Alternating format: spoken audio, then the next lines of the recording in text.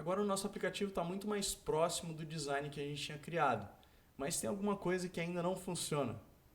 O apagar, né? Então a gente pode escrever, digitar números aqui, esse número está sendo convertido para binário embaixo, mas a gente não consegue apagar o número que a gente digita.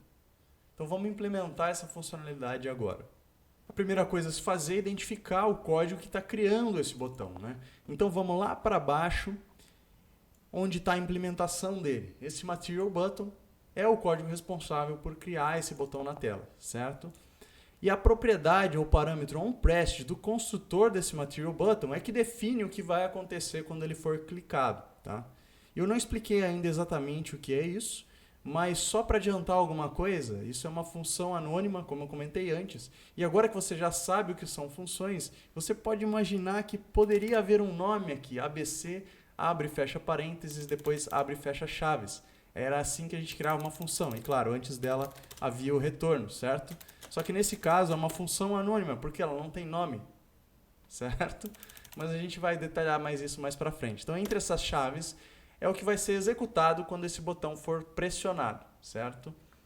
E quando ele for pressionado, o que a gente quer fazer? A gente quer apagar um por um cada um dos caracteres que estão digitados e que estão sendo guardados na variável input, lembra? Então, aqui, nesse onPressed, a gente quer ir tirando cada um dos últimos caracteres digitados. Para fazer isso, a gente vai pegar a variável input e precisa alterar o valor que está dentro dela, porque ela é diretamente a variável que está sendo mostrada ali na tela, certo? E é ela também que está sendo usada para fazer a conversão para o output em binário. Então, o input vai ser igual ao quê?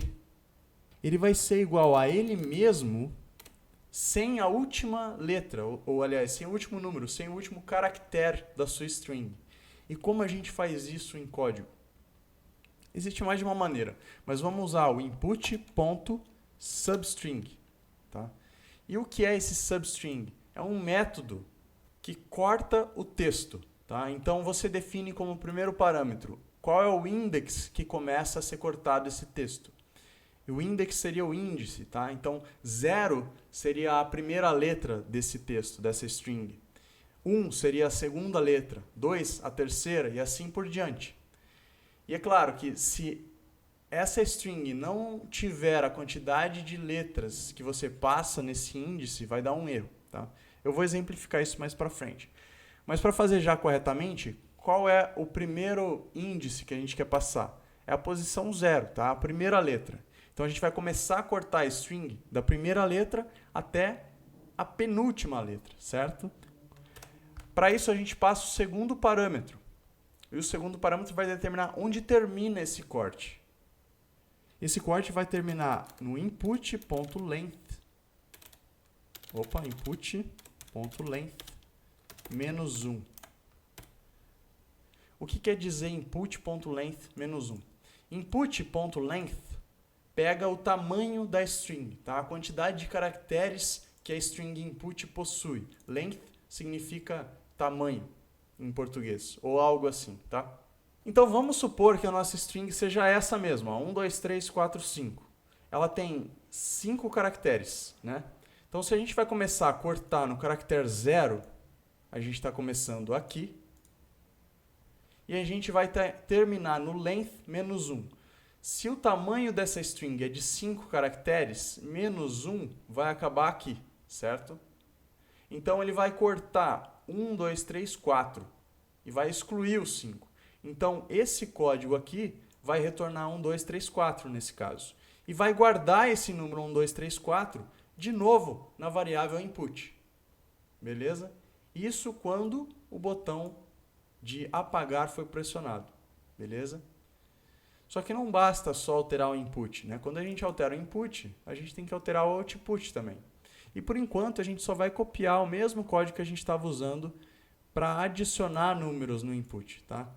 Quando a gente alterou o input aqui nesse botão, né, que são os botões numéricos que estão sendo criados nesse método, a gente alterou o input adicionando o número e a gente alterou o output calculando o binário através do número digitado no input, certo?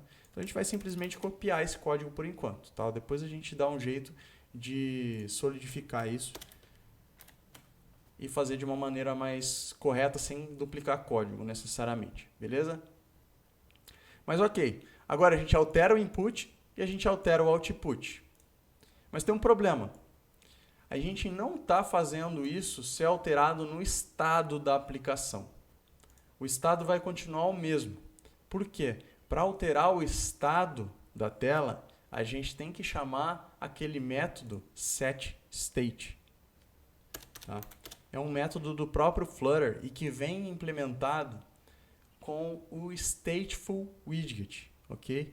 Então, por a gente estar numa classe, né, lembrando aqui, ó, nossa classe HomePageState, herdando de state, a gente tem acesso a esse método setState, porque essa classe state da qual a gente está herdando possui esse método, ok? Por isso a importância de herança também, né, além de todos os outros motivos que a gente já passou. Então a gente vai chamar setState para definir e alterar o estado da nossa aplicação, né? Assim como a gente estava fazendo nos botões numéricos, lembra? Olha aqui em cima. Né? Aqui é onde, o método em que a gente criou os botões numéricos. E dentro do onPressed, da função de quando os botões são clicados, a gente está também alterando o input e output dentro do método setState, né? Da chamada desse método setState.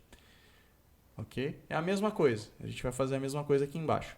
Agora, tem um detalhe, né, que você pode estar se perguntando por quê. A gente está passando uma função anônima dentro dos parênteses desse setState. O que isso significa é que ele recebe uma função como parâmetro. É isso mesmo. A gente consegue passar uma função como parâmetro. Nesse caso, a gente está passando uma função anônima, ok? Mas a gente vai mais a fundo nisso mais para frente, ok? Por enquanto, simplesmente guarde que é dessa maneira que você altera o estado. Então, a gente tem que passar esse código aqui para dentro do setState. O que acontece se a gente deixa esse código fora do setState? Então eu vou excluir esse setState só para você ver. O que acontece é que nada é alterado na tela. Tá? Então vamos apertar um Ctrl S aqui para alterar esse código no nosso aplicativo. E se eu clico no botão de apagar, o texto na tela não é alterado. Mas não quer dizer que ele não está funcionando. Ele está funcionando, a lógica aqui está funcionando. Esse onPressed está sendo chamado e executado quando a gente clica no botão, mas a tela não é alterada. Para ela ser alterada, a gente tem que colocar isso dentro de um setState. Okay? Então eu vou recortar esse código e colocar aqui dentro. Beleza? Agora, se eu apertar o Ctrl S, ou melhor, deixa eu executar tudo de novo para zerar todo o código que a gente tinha no input. Tá? Então vamos digitar de novo. 1, 2, 3, 4, 5. Poderia ser qualquer número, né? E agora a gente vai apagar um por um. Ó, agora funciona, tá vendo? 1, 2, 3, 1, 2, 1.